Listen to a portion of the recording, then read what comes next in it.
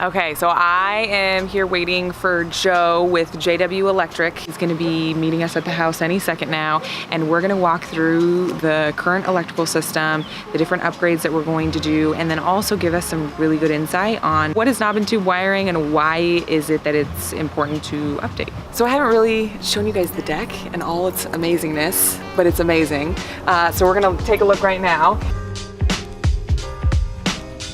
Now that all of our beautiful windows are in, the trim is going to get painted and the entire exterior will be good to go. So we're inside the house. You can see all the new windows. So we really tried to be careful and keep the original trim to replicate the look and the simplicity of a lot of this stuff is really hard. You know, it all came off in full pieces. So cross your fingers. We don't have to replace any of it. What was the other thing? Oh, we got the building permit today. It's time to celebrate.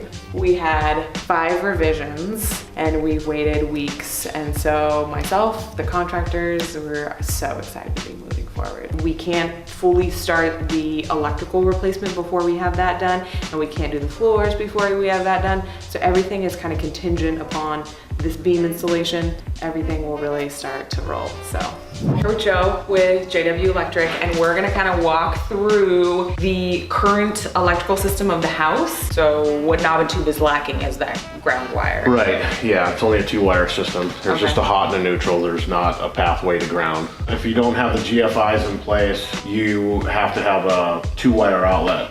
Why does some of it have a cloth layer on it and others don't, other areas don't? This is just areas that protect the wire is all it's doing. As long as the knob and tube has been what they would call unmolested, like this going up the wall here, doing what it's done, it's been that way ever since they put it in. It's definitely not safe to today's standards, but as long as it hasn't been touched, normally, you know, it can go on and do what it's been doing for many years. And this would be okay the way they splice into it, but a lot of times they'll do it up in an attic, like right here, and they'll just have it, you know, open splice in the attic where they've used some wire nuts, or back then they didn't even use wire nuts. They just twisted it together as tight as they could and then they'd tape it up. An attic where there's insulation and stuff with that open splice like that, if it becomes loose because it's not got something that's holding it all together, it comes loose and it heats up and eventually it could burn. Most of your electrical fires come from or improperly installed electrical, and that would be improperly installed electrical.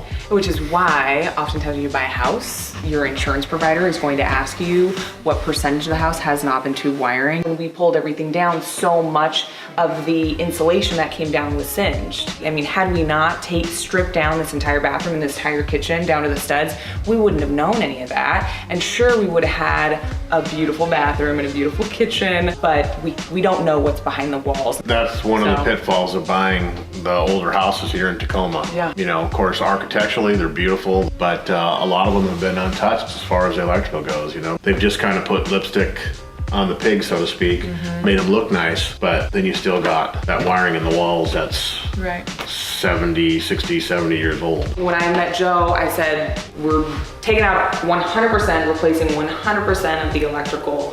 What do you need from me? And the only thing other than the demo that we had already done was to remove the lid downstairs, was to remove the ceiling. For us to get wiring to the floor above us, the first floor, it was imperative that we go through, we're gonna have to run wires through all of this down here. So having the lid off is gonna make it much easier. And this is great too, because then this entire floorboard can all get insulated. You can do many upgrades besides just your electrical here. They can run plumbing and HVAC and all that through these too. I mean, if you're that in love with the house and it's got that knob and tube wiring in there, you need to know that eventually, someday, you're gonna have to replace that. It's getting harder and harder, as you know, through the market to get these through inspections with knob and tube. So, buyer beware.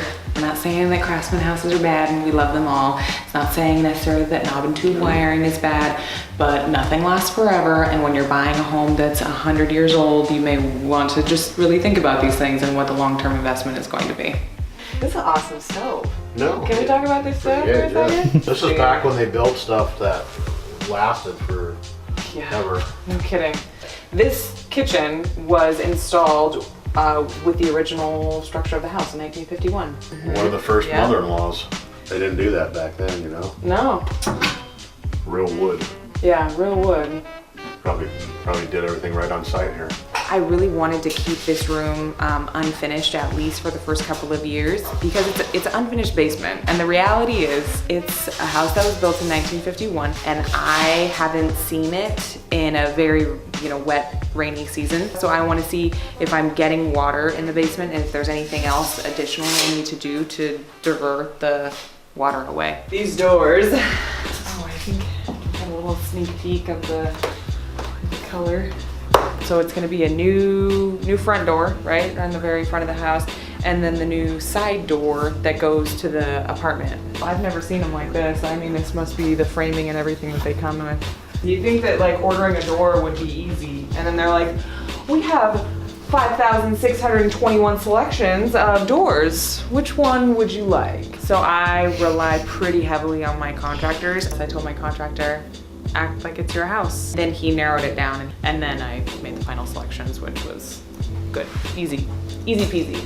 We just walked through the house, saw the new windows, talked to the electrician, and this coming week, the biggest thing is the beam installation. And as soon as we get that in, we can really get going on so much of the other work, but that is the one big thing that is going to be done this following week. And after that, we're really gonna start to steamroll on the rest of the project. So thanks for following along.